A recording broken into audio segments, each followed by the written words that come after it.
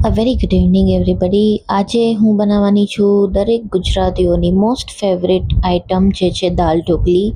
હવે દાલ ઢોકળી માટે એક લોયામાં મેં થોડું તેલ લીધું. તેલમાં મેં હિંગ અને જીરું નાખ્યા. હવે થોડું જીરું તતડે એટલે આપણે રાઈ નાખશું અને રાઈ ફૂટે એની આપણે થોડી વાર રાહ જોશું. તેલ પ્રોપર એકદમ ગરમ થઈ જાય ત્યારે આપણે વઘાર કરવાનો છે તૈયાર.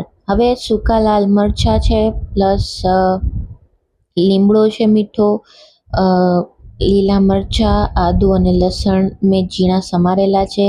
આ બધી જ વસ્તુ હું એમાં નાખી દઈશ અને પ્રોપર આપણે વઘારને પાકવા દેવાનો છે.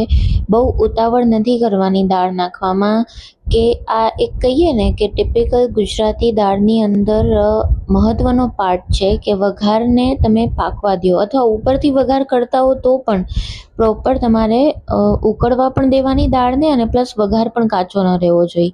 હવે એમાં મેં બોઇલ કરેલી અને મેશ કરેલી તુવેરની દાળ ઉમેરી છે અને એમાં આપણે બેઝિક મસાલા નાખીશું. જેમ કે સૌથી પહેલાં મેં હળદર નાખી, પ્લસ લાલ મરચું, ધાણા જીરું પાવડર, મીઠું અને ગરમ મસાલો. ખાસ યાદ રાખજો, ગરમ મસાલો છે એ ટેસ્ટ બહુ સારો આપે છે.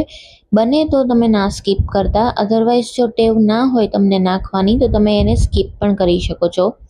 અને આદુ પણ ઓપ્શનલ છે, આદુ લસણ, પણ જનરલી ગુજરાતી દાળમાં ખાસ કરીને તુવેરની દાળમાં આદુનો ટેસ્ટ આવતો હોય તો એ વધારે સારો લાગે છે.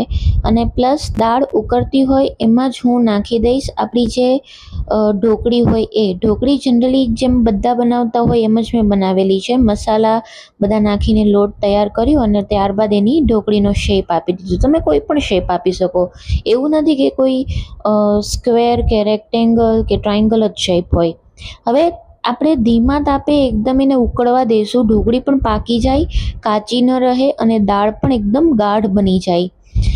હવે પ્રોપર આપણે બધું મિક્સ કર્યા બાદ અને પ્રોપર દાળને ઉકળવા દઈએ, ત્યારબાદ હું એમાં ખટાશ માટે થોડું લીંબુ નાખીશ, પ્લસ થોડું કન્સિસ્ટન્સી એડજસ્ટ કરવા માટે હું પાણી નાખીશ અને મોસ્ટ ઇમ્પોર્ટન્ટ પાર્ટ, ગળપણ માટે હું એમાં ગોળનો પાવડર ઉમેરીશ. તમે ભીલીનો ગોળ કે કોઈ પણ ઉમેરી શકો છો. ઘણા લોકો ખાંડ પણ ઉમેરતા હોય છે, પરંતુ મને ખાંડનો સ્વાદ નથી સારો લાગતો, એટલે હું મોસ્ટલી તુવેરની દાળમાં ગોળ ઉમેરું છું. અને પ્લસ લીલા ફ્રેશ ધાણા નાખી અને હજુ થોડી વાર ઉકળવા દઈશું. અને આ રીતે તૈયાર છે દાલ ઢોકળી, કે જેને તમે ભાત કે રોટલી કે ગમે તેના જોડે ખાઈ શકો.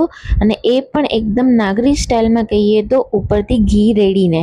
તો જરૂરથી કહેજો તમને કેવું લાગ્યું.